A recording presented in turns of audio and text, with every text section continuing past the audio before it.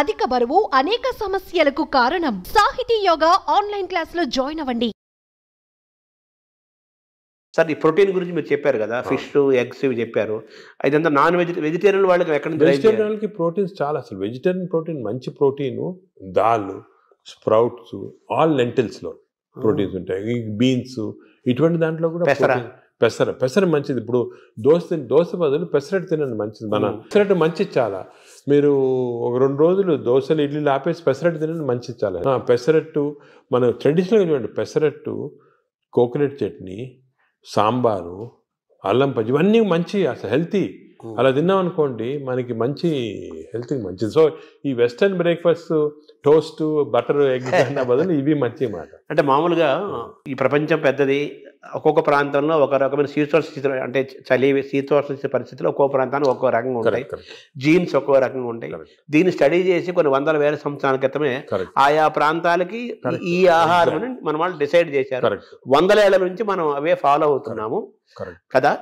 ఇప్పుడు ఇది మారడం లేదు. నేను అనేది ఏమంటే, మనం ఏ ప్రాంతంలో ఉన్నామంటే ఆ ప్రాంతము భోజనం ఫుడ్స్ అడాప్ట్ చేయడం మంచిది. అవును, మీరు చెప్పాను కదా, ఫర్ ఎగ్జాంపుల్ పెసరట్టు మన దాంట్లో, అలాగా చాలా చిక్కుడుకాయతో చేస్తారు, లాల్తో చేస్తారు, సాంబారు, ఇటువంటివన్నీ హెల్తీ ఫుడ్స్.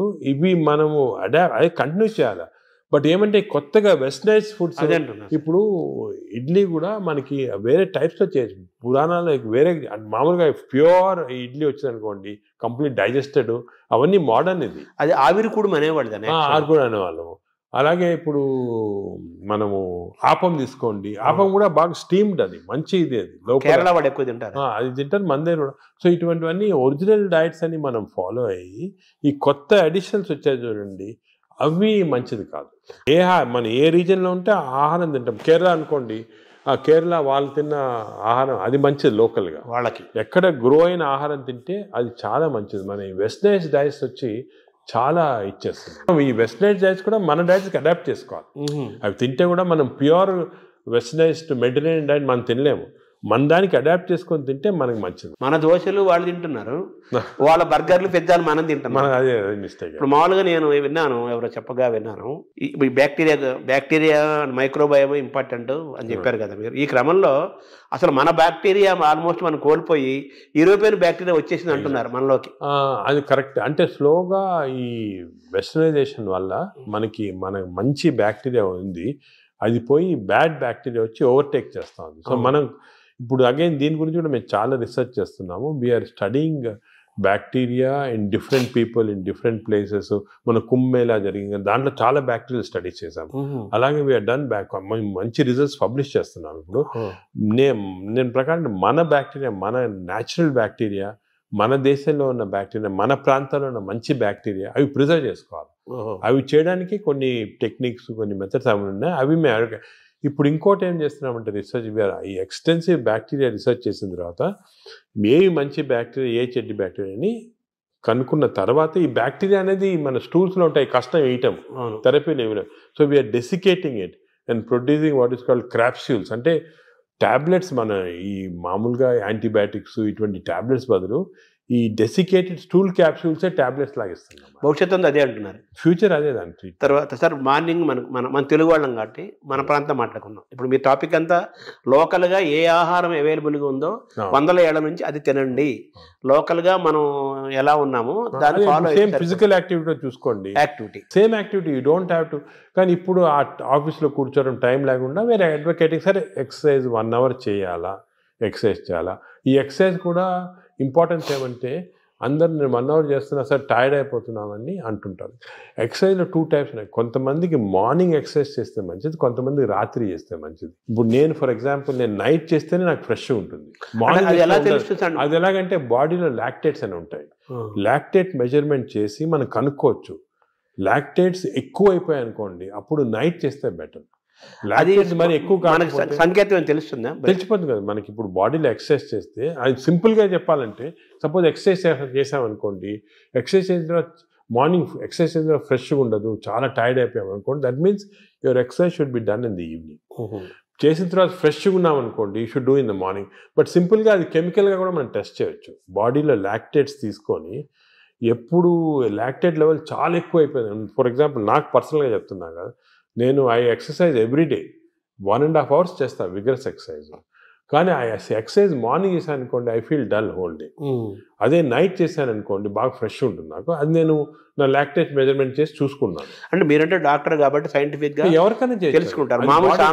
మామూలు వాళ్ళు మీరు కూడా ఏం లేదు, ఇప్పుడు ఎక్సర్సైజ్ చేసి మీ బ్లడ్ శాంపుల్ లాక్టేట్ లెవెల్ పంపించారనుకోండి, లాక్టేట్ లెవెల్ మరీ ఎక్కువ ఉంటే మీరు నైట్ చేసుకోవటం బెటర్. అంటే మన బాడీ సంకేతం ఇస్తుంది కదా, మైండ్ లో కూడా తెలిసిపోతుంది మనకి ఏది ఎక్సర్సైజ్. మీకు కూడా మార్నింగ్ వాక్ చేశారనుకోండి, కానీ ఇంకోటి ఏమంటే ఎక్సర్సైజ్లో ఏదో లీజర్లీ ఫ్రెండ్స్ మాట్లాడుకుంటా, కాఫీ తాక్కుంటా, ఏదో స్మోక్ చేసుకుంటా వాకింగ్, అది విగ్రెస్గా మినిమం పర్ అవర్ 6 kilometers నడవాలి. Minimum 6 is minimum. అంటే ఐడియల్ 5 kilometers అంటారు కాదు, 6. అదే సెకండ్. అదేవిధంగా ఈ ఎక్సర్సైజే కాకుండా మజిల్స్ ఇప్పుడు చాలా ఇంపార్టెంట్. మనకి ఏం తెలిసిందంటే మన మెటబాలిజము బాడీ నుంచి మజిల్స్ తెప్పిస్తే మంచిది బాడీకి. సో చిన్న చిన్న మజిల్ ఎక్సర్సైజెస్, హ్యాండ్ ఎక్సర్సైజెస్, ఈ కోర్ ఎక్సర్సైజ్ అంటాం, అంటే బాడీలో ఉన్న అబ్డామిన్ మజిల్స్ కోర్, ఈ కోర్ ఎక్సర్సైజ్ ఇవన్నీ చేసి మన బాడీలో muscle strength plus aerobics. Aerobic strength అంటే అలాగా వీ కెన్ డూ ఈ వాకింగ్, సైక్లింగ్, స్విమ్మింగ్, ఇవన్నీ ఏరోబిక్ ఎక్సర్సైజ్. ఈ రెండు ఈక్వల్ కాంపనెంట్ చేయాలి. మామూలు చాలా మంది ఉట్టి వాక్ చేసి వదిలేస్తారు, అది leisurely walk.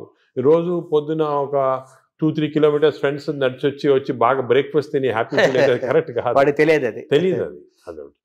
So we have to do the correct type of exercise. Morning ఎక్సర్సైజా, ఈవినింగ్ ఎక్సర్సైజా, ఎంత ఎక్సర్సైజ్ చేయాలా, ఏ బాడీకి ఎక్సర్సైజ్ చేయాలా, abdomen and central abdomen exercise, hands muscle, ఇవన్నీ కూడా కరెక్ట్గా అడ్వైస్ తీసుకొని చేయటం బెటర్. అంటే మామూలుగా కార్బోహైడ్రేట్స్, ప్రోటీను, మీటు, ఇలా పర్ఫెక్ట్ సంపూర్ణమైన ఆహారం ఎలా ఇంపార్టెంటో మన ఎక్సర్సైజ్ ఫార్మేట్ ఎక్సర్సైజ్ ఎప్పుడు చేయాలి, ఏ ఎక్సర్సైజ్, అవి కూడా చాలా అది నెగ్లెక్ట్ చేస్తాం. వాకింగ్, ఏరోబిక్స్, ఇవన్నీ ఎక్సర్సైజ్ కాంబినేషన్ చేయాలి. ఇప్పుడు థర్డ్ కాంపోనెంట్ గట్ హెల్త్ కి స్లీప్. స్లీప్ గురించి చాలా మిస్నామర్స్ అంటే చాలా మంది బిజీ వాళ్ళు. ఇప్పుడు నేను కూడా మొట్టమొదట ఇది కూడా మిస్టేక్స్ చేసేవాళ్ళము.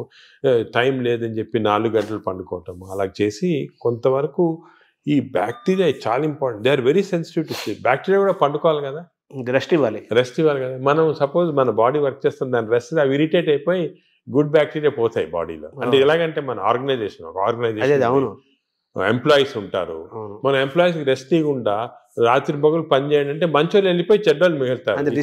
డిసిప్లిన్ మధ్య ఫైట్ వచ్చి అలాగే బ్యాక్టీరియా కూడా సేమ్ ఒక ఫ్యాక్టరీ లాగా లోపల. లుక్ ఆఫ్టర్ స్లీప్ నార్మల్గా ఇండివిజువల్గా ఒకరికి 8 hours, కొంతమంది 6 hours, అలా డిఫరెంట్ రేంజ్. 6 to 8 hours అంటాము, 7 hours నార్మల్గా యావరేజ్.